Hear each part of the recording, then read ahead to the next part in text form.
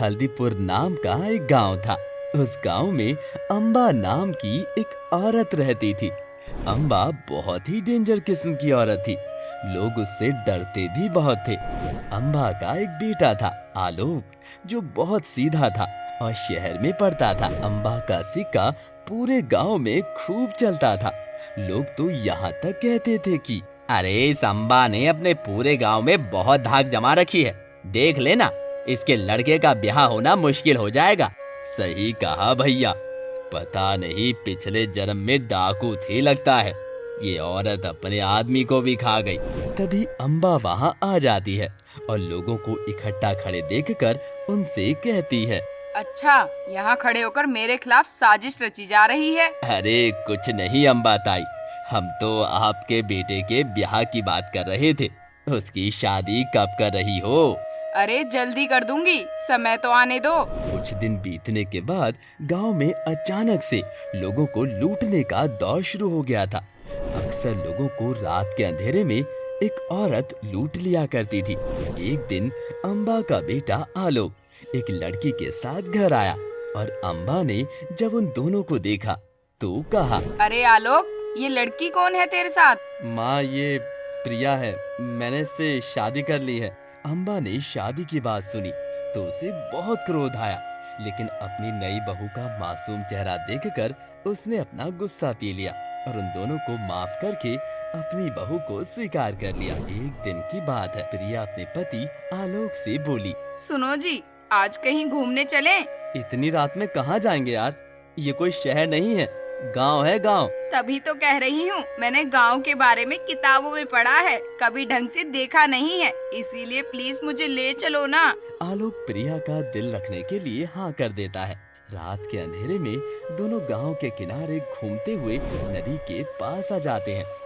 तभी मुंह ढके हुए एक औरत आती है और कहती है, अच्छा, तो आज तुम लोग लूटने के लिए आए हो? चलो जल्दी से जो कुछ भी है इस लुटेरी डॉन को दे दो, नहीं तो जान से जाओगे। आलोक तो डर के मारे कांपने लगता है, लेकिन प्रिया उससे कहती है, कौन हो तुम और गांव के लोगों को क्यों लूटती हो? तभी वो औरत अपने हाथ से पाउडर उन दोनों की तरफ फेंक देती है, जिससे प्रिया और आलोक बेहोश हो जाते हैं और वो औरत उन दोनों के कीमती सामान उनसे लूट लेती है।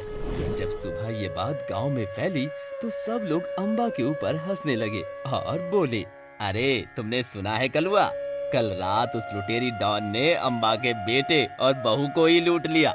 वैसे तो ये अम्बा पूरे गांव में पहलवान बनती फिरती है, अब कुछ नहीं कर पाई। सभी लोग अम्बा पर बहुत हंसते हैं। अम्बा भी अपनी शर्म के मारे घर से बाहर नहीं निकलती है। प्रिया अम्बा से कहती है, माँ, मैंने उस औरत को देखा है, वो मुंह पर कपड़ा लपेटे हुए थी, बिल्कुल आपकी जैसी लग रही थी, पर पता नहीं उसने क्या किया, हम दोनों को बेहोश ही कर दिया। ये सब तेरी वजह से हुआ है। मैंने कहा था ना कि लुटेरे इस गांव को लूट रहे हैं, फिर भी तूने नहीं मानी, अब मेरी बेइज्जती करा दी ना। अम्बा अपनी बहू पर बहुत गुस्सा होती है। प्रिया भी रूठकर अपने कमरे में चली जाती है। रात के 2 बज चुके थे। गांव में सन्नाटा फैला हुआ था। रामू काका, जो दिन में अम्बा पर हंस रहे थे, वो रात के समय कहीं से वापस आ रहे थे। तभी उन्हें उसी लुटेरी डॉन ने पकड़ लिया और बोली, अब आया है हाथ में मोटा बकरा, चल जो भी है मुझे दे दे, नहीं तो मारा जाएगा। मुझे छोड़ दो, मेरे पास कुछ नहीं है। वो लुटेरी डॉन रामू काका से कपड़े तक लूट लेती है और हाफ निक्कर में छोड़ देती है।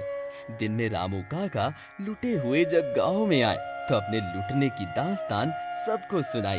अब सब लोग डरने लगे। तभी गांव की भूरी काकी ने कहा, हाँ, अब ऐसा लगता है हमें ये गांव छोड़ देना चाहिए, पता नहीं हमें कब वो चुड़ैल लूट ले आकर।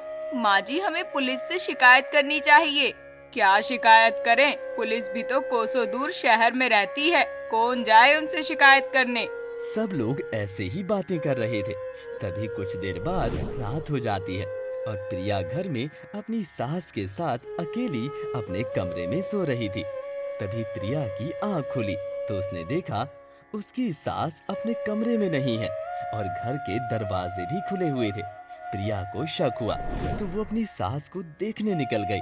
और जब नदी किनारे पहुंची तो उसने देखा कि वो भूरी काकी नकाब को पहन रही थी। प्रिया समझ गई थी कि भूरी काकी ही गांव के लोगों को लूट रही है। तभी प्रिया पीछे से आकर कहती है, अच्छा, तो भूरी काकी तुम गांव के लोगों को लूट रही हो। मैंने तुम्हें देख लिया है। उस दिन तुम ही ने मुझे लूटा था ना?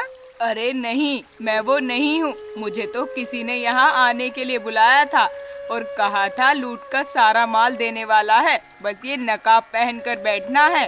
झूठ मत बोलो, मैं जान गई हूँ तुम ही लुटेरी डॉन हो। तभी पीछे से एक औरत और नकाब में आती है और कहती है, लुटेरी औरत वो नहीं, मैं हूँ।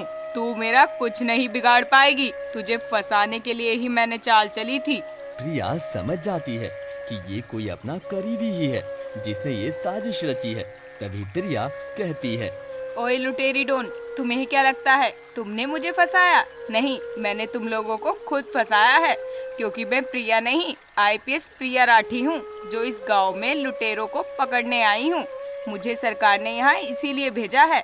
अब भागने की कोशिश नहीं करना।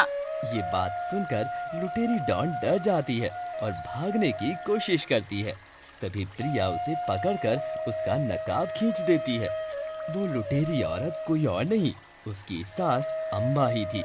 ये देखकर अम्बा घबरा जाती है और माफी मांगते हुए कहती है, मुझे माफ कर दो बहू, मैं इस गांव में लोगों को लूटती थी और ये भूरी काकी मेरी मदद करती है। मैंने तुम्हें जासूसी करते देखा था, इसीलिए सोचा तुम्हें आज डराकर बेटे के साथ भेज दूंगी, लेकिन तुमने तो मेरा सारा भांडा ही फोड़ दिया। मुझे माफ कर दो बहू। ओ हेलो, मैं तेरी बहू नहीं हूँ। मैंने शादी का नाटक किया था तेरे बेटे के साथ। मुझे सरकार ने यहाँ भेजा है। उन्हें शक था कि ये लूट गांव का कोई आदमी ही कर रहा था, इसीलिए उन्होंने मुझे इस मिशन के लिए चुना है। अम्बा को प्रिया पकड़ लेती है और उसे ले जाने लगती है। तभी आलोक आ जाता है और कहता है, प्रिया, मुझे नहीं पता था कि ये सब मेरी माँ ही कर रही है। तुमने मुझसे झूठ की शादी की है, लेकिन मैं तो तुम्हें अपनी पत्नी ही मानता हूँ। मेरी माँ की बहुत इज्जत है इस गांव में। भगवान के लिए इन्हें माफ कर दो, ये आज से ऐसा कभी नहीं करेंगी। प्रिया भी आलोक को कुछ पसंद करने लगी थी। उसने आलोक की बात मान ली और अपनी सास को माफ कर दिया।